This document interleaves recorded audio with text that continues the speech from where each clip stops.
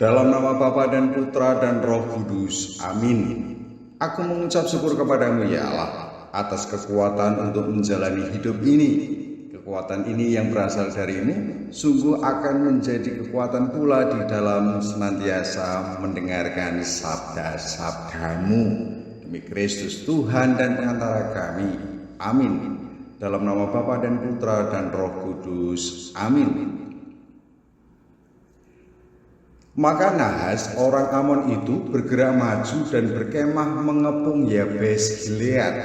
Lalu berkatalah semua orang Yabes itu kepada Nahas, "Adakala perjanjian dengan kami, maka kami akan takluk kepadamu." Tetapi Nahas orang Amon itu berkata kepada mereka, "Dengan syarat inilah aku akan mengadakan perjanjian dengan kamu, bahwa tiap mata kananmu akan kucungkil. Dengan demikian aku mendatangkan malu kepada segenap orang Israel." Para tua-tua Yabes berkata kepadanya, "Berilah kelonggaran kepada kami 7 hari lamanya, supaya kami mengirim utusan ke seluruh daerah Israel. Dan jika tidak ada seorang pun yang menyelamatkan kami, maka kami akan keluar menyerahkan diri kepadamu." Ketika para utusan itu sampai di Gibea Saul dan menyampaikan hal itu kepada bangsa itu, menangislah bangsa itu dengan suara nyaring. Saul baru saja datang dari padang dengan berjalan di belakang lembunya, dan ia bertanya, "Ada apa dengan orang-orang itu sehingga mereka menangis?" Mereka menceritakan kepadanya kabar orang-orang Yabes itu. Ketika Saul mendengar kabar itu, maka berkuasalah roh Allah atas dia, dan menyala-nyalalah amarahnya dengan sangat. Diambilnyalah sepasang lembu, dipotong-potongnya, lalu potongan-potongan itu dikirimkannya ke seluruh daerah Israel dengan perantaraan utusan pesannya. Siapa yang tidak maju mengikuti Saul dan mengikuti Samuel, lembu-lembunya akan diperlakukan juga demikian.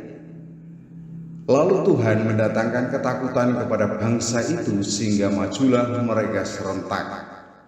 Ketika Saul memeriksa barisan mereka di Besek, maka ada 300.000 orang Israel dan 30.000 orang Yehuda.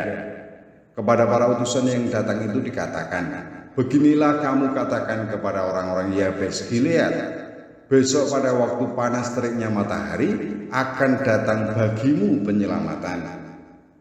Ketika para utusan kembali dan memberitahukan hal itu kepada orang-orang Yabes, bersukacitalah mereka.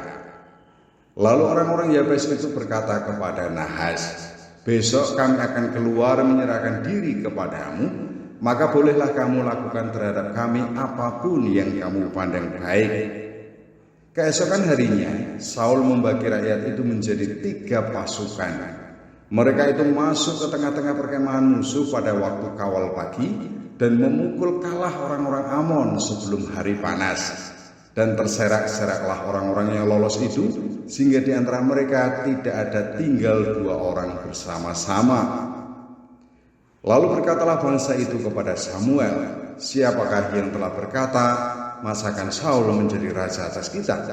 Serahkanlah orang-orang itu, supaya kami membunuhnya." Tetapi kata Saul, "Pada hari ini seorang pun tidak boleh dibunuh, sebab pada hari ini Tuhan telah mewujudkan keselamatan kepada Israel." Dan Samuel berkata kepada bangsa itu, "Marilah kita pergi ke Gilgal dan membaharui jabatan raja di sana."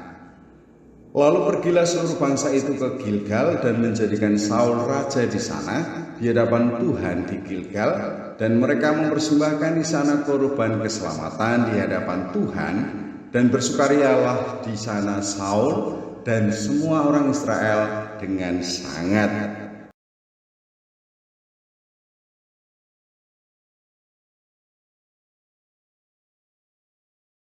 Dalam nama Bapa dan Putra dan Roh Kudus. Amin. Kembali mengucap syukur kepadamu ya Allah atas rahmat yang boleh aku terima ini.